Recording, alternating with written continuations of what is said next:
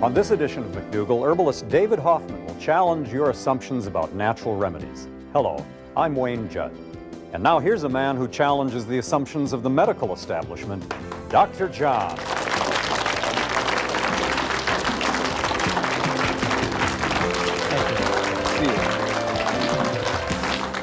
Well, I got challenged. Recently. You know, I try and tell people how to choose proper cookware. Right. And I was at one of the restaurants, one of the many restaurants that serve healthy food in my town of Santa Rosa, California. And somebody sat next to me said, well, this restaurant uses aluminum pots and pans to cook your healthy food. And I was embarrassed. Because that's not healthy? Do you use aluminum pots and pans in your home? I avoid the kitchen, John. I wish you hadn't asked that question. So you don't know what's in there. The problem with aluminum is that it's a toxin to the system, and it is, I believe, the only controllable cause of Alzheimer's disease. And not only do I believe it, the scientific literature is solidly behind that belief. Well, you know, I heard that just a few weeks ago, and ironically, even this very morning, as I was getting up and about, so for some odd reason, it came to my mind, that business of this whole possibility with Alzheimer's. And so I looked at my deodorant, and there it was, aluminum chlorhydrate or aluminum chloride, some chlorhydrate, sure. Yeah, and that was the primary ingredient that was listed. So, you know, am I going a little It wasn't just a deodorant, it was an antiperspirant. No, it was an antiperspirant, right. That's correct. It is an antiperspirant. And that's the difference, and people have to remember that as we discuss that. There's a difference between deodorants, which generally don't have the aluminum, and antiperspirants, which stop the perspiration. So are you saying that the aluminum, I coat my armpits with aluminum to get them to quit sweating? The worst thing to do, Wayne, is to spray the armpits with this aluminum, have it enter through the nose. Oh. In cases of Alzheimer's disease, the worst cases of Alzheimer's disease have the lesions that are typical of Alzheimer's disease in the extension of the brain known as the olfactory lobes. And so what's believed is the most serious portal of entry into the body for aluminum, which causes the Alzheimer's disease, is through the nose into the olfactory tracts. And before that, the source of that aluminum was industrial. Now, and we won't see this for another 20, 30 years, now what I suspect is they'll link it back to well-intentioned people trying to stop the perspiration, but missing the armpit and hitting their nose. And breathing it. The reason we know that Alzheimer's disease is caused, in part, by aluminum is because of the extensive research that's been done. There really has been research. Tremendous. But, you know, the message out there is it's all controversial. And, of course, a lot of that message comes from the aluminum industry and those people that don't want to throw away their aluminum pots and pans. But Alzheimer's patients, their brains are loaded with aluminum, say, compared to patients who die of strokes. The lesions that are typical of Alzheimer's disease, they have a central core of aluminum silicate. You can't have the disease without these lesions. You can't have the lesions without aluminum silicate. Drinking water around the world and in various countries is associated with the incidence of Alzheimer's disease, depending upon how much aluminum's in that drinking water, just over and over and over. So this is not hereditary? It's not hereditary. It's environmental? Absolutely. If my parents get Alzheimer's, I don't have to worry about it if I avoid aluminum? In the last 13 years in California, it's increased tenfold the incidence of Alzheimer's disease because of the increased use of aluminum in the past 50, 60 years. That's terrifying. Now, you may say there's controversy here, but the one thing I want to warn you about is you don't want to be a human guinea pig that finally establishes whether or not Alzheimer's disease is caused by aluminum. Avoid that experiment, Give it up. Wayne. Okay. Just avoid the experiment. I'm convinced. After this break, David Hoffman will be here to talk about herbal medicine. Stay with us. This has been a good show. You are going to...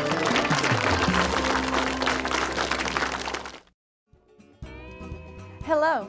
The job market is a competitive place. In today's economy, extra skills mean a better job for you. Speaking English is the skill you need for greater opportunity, more money, and a brighter future. Introducing Hello Channel, an exciting new television channel that teaches English as you watch TV. There's something for everyone, and the more you watch, the faster you'll learn. All you have to do is say hello.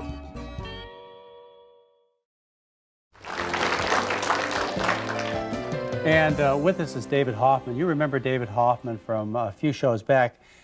Herbal medicine is what we talked about, and I couldn't get enough of it. I love the subject of herbal medicine, and I have some resentment here, and that is that I was not given this kind of educational background in medical school. I should have been taught how to help my patients with herbal preparations. And I was left with the attitude, and it continued until I met David Hoffman and similar people who are knowledgeable in herbs. I was left with the attitude that herbs were ineffective. They're just, plants, weeds, self-administered things that do little good. And the few of them that had some potency to them, they'd knock your liver out. They'd make you sick. And so I had a very bad attitude, but that attitude was instilled, and I have to guess, somewhat by purpose in me as a medical student. And I think the whole population has that. David Hoffman has several books out that we'll tell you about in a minute. Why is it that herbal medicine has gotten such a bad rap? You've got to remember it's only in this country. It's not a bad rap in the Western medical system in general. And I'm afraid I have to conclude that it's an economic, political issue. It's not a scientific issue. Now, I look in the medical journals, and if an herb causes somebody to get, say, a toxicity of the liver, one patient, even if it happens to be a contaminant of that herbal preparation, say with some powerful arthritis drug that a pharmaceutical company makes, it hits the biggest medical journals with a splash story and then off into the media. One case in maybe the tens of thousands or hundreds of thousands of people that are helped by herbs, it never hits the press. But the implication here is that medicine doesn't care whether we're well or not. Is that what you're implying? Well, surely medicine cares whether we're well. If they could do better, why don't they? Just for money? For money, people, the whole profession would sell out? There's a big difference between the practice of medicine and the manufacture of medicinal substances. And I didn't want to imply that it was doctors, one-on-one doctors, that had this bias. It is a result of moving into high technology-based medicine, which you can really see as battlefield medicine, emergency medicine, which modern medicine does incredibly well. But in the development of the multinational drug companies and very high technologically based examination techniques, they've just got built up an economic momentum to go for more and more and more specialization. Yeah. As well as a great marketing job with all of us in the public. Yes. We want pills and shots. Well, let me give you one very specific example. You were just talking about the occasional case of liver damage, and it's an important issue. But to work out the relative safety of a drug, you have to have the LD50, the amount of the dosage which is poisonous, and then you compare that with what's called the ED50, the effective dose, and then you do a risk-benefit analysis. With the FDA in a position where they're denying any efficacy to medicinal plants, if you have one case, but they don't acknowledge there can be an ED50 at all, that one case means statistically this is the most poisonous thing ever. So there's just this built-in bias, institutionally built in, which has got to be overcome. And this is starting to change. But it's starting to change from a grassroots point of view. It's the consumer demand for these preparations. But there's also a change within the medical community. Doctors are prescribing this. I know you gave a talk to the doctors at the hospital where I practice, and it was an overwhelming success. I thought I was throwing the sheep into the lion's den, but I knew he could handle the job. And when you left there, you left some very, very well-educated physicians really wondering why they didn't get a better education in herbs. I think part of the problem is that most herbalists in this country, because of the suppression of the herbal medical schools which used to exist, don't really have a background in science and medicine. So when they try and talk about what they know their herbs can do, the language can sound very flaky at times, if that's the right American expression. What I was doing with us, the doctors at your hospital, was using examples from the literature and trying to remember all the medicine I used to know so that I could communicate in a language that was their language. And when you do that, then there's openness. They understood. Yeah. You practiced herbal medicine, helped people for a long time. If you were going to convince, say, a group of patients or a group of doctors that this is real legitimate stuff that really works, what kind of problem would you treat and what kind of herb would you got one shot at it, David Hoffman, one shot. You want to make a demonstration that herbs do a lot of good. That's sounding a bit biblical.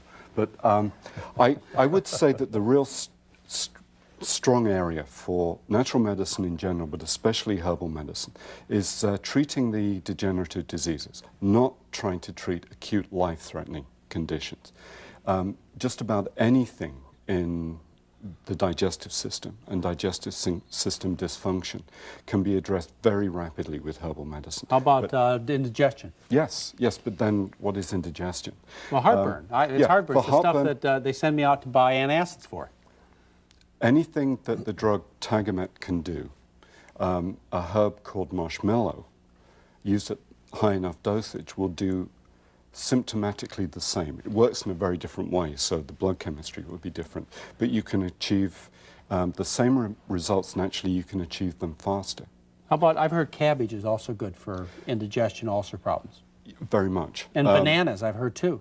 Extract of bananas. Yes, yes. There's a whole range. I mean, that's why I'm not able to come up with one herb, because that's like saying, what would a really good green nutritional plant be? You know, we need a range of them. I wonder how much you could charge for bananas if you could put them in a capsule.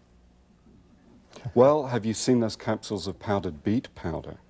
Beetroot. That is a little bit. You know, of a John, problem. this is a question that we probably are coming up Yeah, for we'll a break, get to but I that. have a question about how much it costs to go herbal. And we'll answer that in just a moment, and I'll also tell you about David Hoffman's books. We'll be back with David Hoffman in just a minute.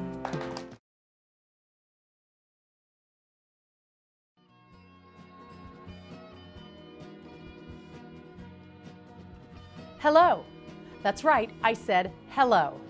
I'm talking about an exciting new television channel that will change your life. My name is Ruth, and I want you to be one of the first to know about Hello Channel.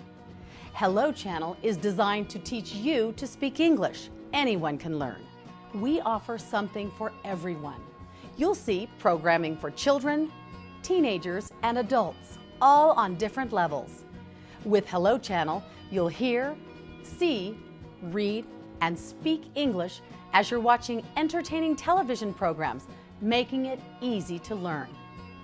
If you've always wanted to learn English but haven't had a chance, Hello Channel is perfect for you. Start today, and remember, for a brighter future, just say hello.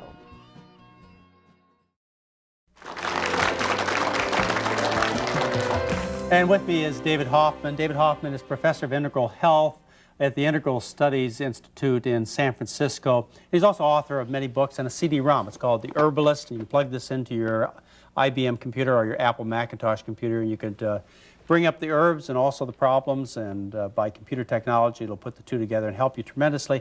Also a book called An Elder's Herbal, which is a practical book on making plant medicine your friend, and The New Holistic Herbal, again, another practical book for people to use to identify the herbs that could be an advantage to their problems. And then for doctors, for people who are interested in the scientific basis of herbal medicine, he's written a scientific book. It's the information source book of herbal medicine. And so if you'd like to go to the original literature on this, that book will help you.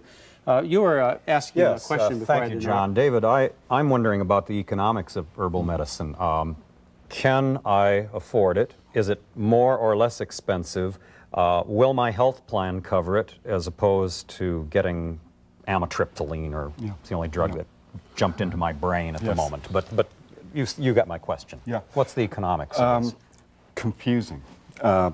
This is a point where I start to lose friends in the herbal industry, because as far as I'm concerned, herbalism should be, I suppose we could say, the people's medicine.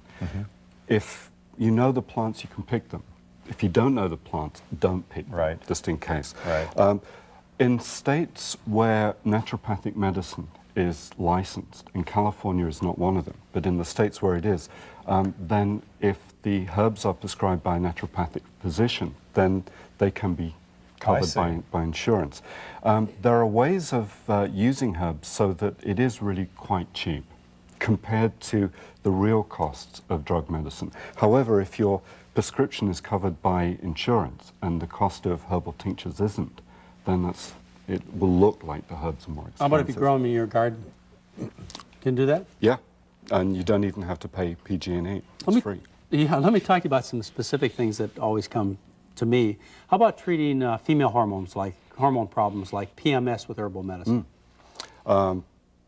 very successful when the right herbs are used. And unfortunately, most of the products that I've seen on the market, which are herbal PMS treatments, don't have the right herbs in them. You know, they're simply water removal approaches. There's a herb called skullcap, which I should explain the name. It's called skullcap because of the medieval European academics wore funny little caps on the top of their head. The top of the flower looks like one of those, if you're a botanist. That plant is amazing at changing the psychological symptoms of PMS. It doesn't remove PMS, it just changes it into a more positive state. For ongoing problems, if this happens every month, then Vitex used every day over 2 or 3 months will usually calm down the ups and downs. And then if there is cramping, dysmenorrhea, there's a plant called cramp bark. Cramp bark, that was convenient. Yes, well, if anybody knows botany, you look at the Latin names of most of the plants, they're named after their medical use. So cramp bark. There's a whole subject of medicine, plant medicine, that's getting a lot of attention, and that's phytoestrogens, plant hormones, and they speak of yams and they speak of soybeans, and it's not quite herbal, but it's still in the plant kingdom that we're talking about. This is a very confused and confusing area. A phytoestrogen does not mean that a plant has estrogen in it. It means it has constituents which will trigger off estrogen receptor sites sometimes. Now, most of the things which are called phytoestrogens are things called isoflavones, which means they're related to the chemicals which make leaves change color in the fall. And they work by part of their shape of the molecule being similar to part of the estrogen shape, so they fit in receptor sites, but they don't have estrogenic effects per se. The strongest source of these, the richest source I should say, are soybeans. Now, if soybeans really did have an estrogenic effect, I mean, just this might sound a bit silly, there wouldn't be a population explosion in China. Because they eat a lot of tofu. The men eat a lot of tofu. If it really was estrogenic, their fertility would go down. So the word being used carries the connotation that we're getting estrogens. But it does have an effect on a woman's menstrual cycle. Very definitely. So but it's a subtle, gentle one. It's a gentle one which protects women from breast cancer before menopause. Yes. Then after menopause, they say that people in Eastern countries that eat lots of rice and beans and soybeans, they don't have menopausal symptoms. They don't have hot flashes. Have you heard that? I've heard that. I want more evidence before I completely embrace that one. I wonder partially whether there's also cultural issues. I wouldn't want to see menstrual issues or menopausal issues purely pharmacologically. Culturally, this is not really a very sane culture to be a woman in.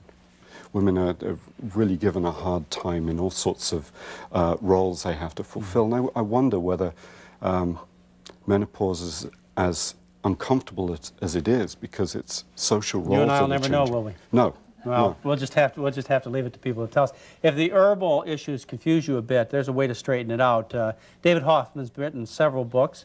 He has the new Holistic Herbal, which is a very practical book. Also an Elder's Herbal, and it's a way that you can go to the herb and to your problems and sort them out. And if you have a computer, IBM or Apple, in your computer store is the herbalist that you can buy. We'll be back in a minute with our special guest, David Hoffman.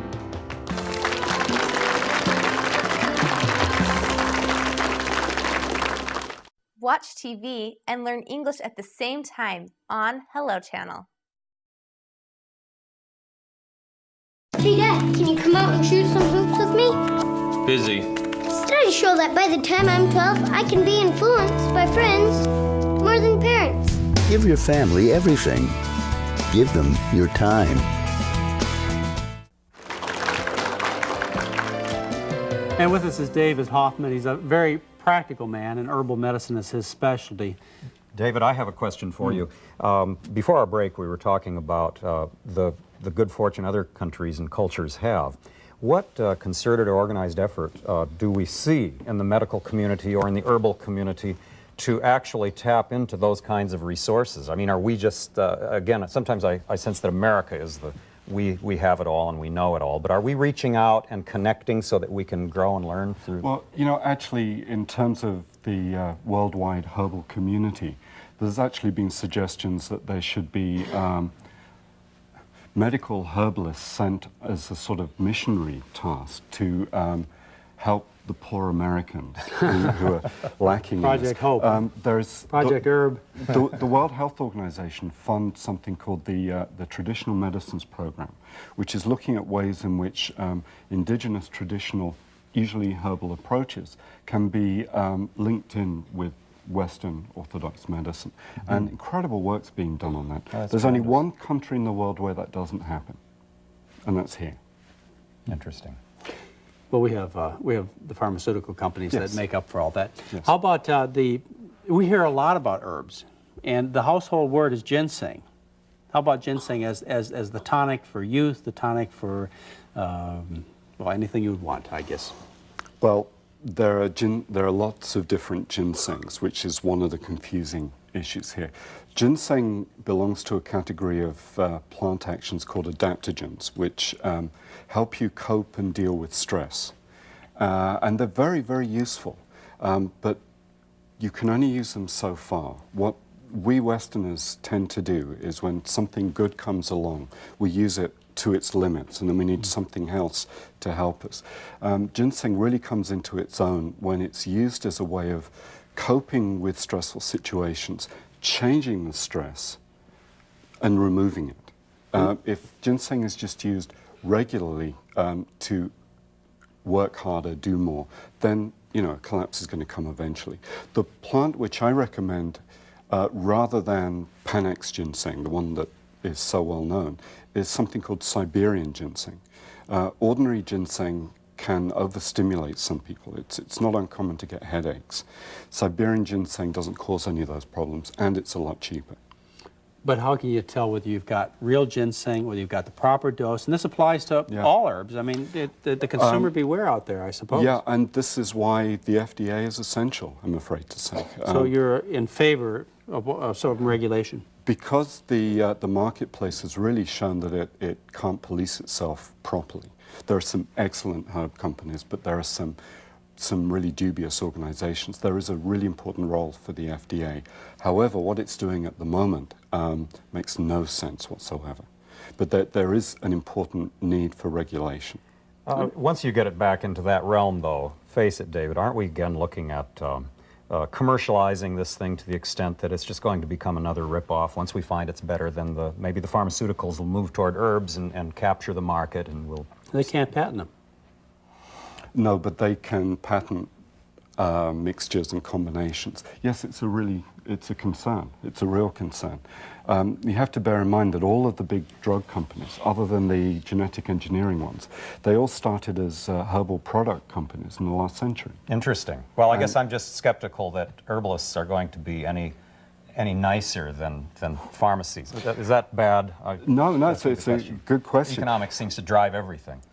One of the real saving graces of herbalism is that most of the people in it are in it because they love it, not because they're in it to They're make good money. people. They're supposed. We think of you as being a good person because this is what you do. No comment on that one. Maybe when it comes to Care nothing for successful, the money money, will of make you course. bad. Yeah, but a lot of the herbal companies are choosing not to grow. They're choosing to be very regional, very local, and just producing good quality products for the local market. And I think that's the saving grace to avoid the trap that you One see. quick last question. You think herbal medicine is going to become more and more popular? Yes. Yes, it's. I do a lot of teaching around the country, and interest is just skyrocketing. Thank you, David Hoffman. Always a fascinating subject. Happy to be here. Until next time, stay healthy and happy. Spirit.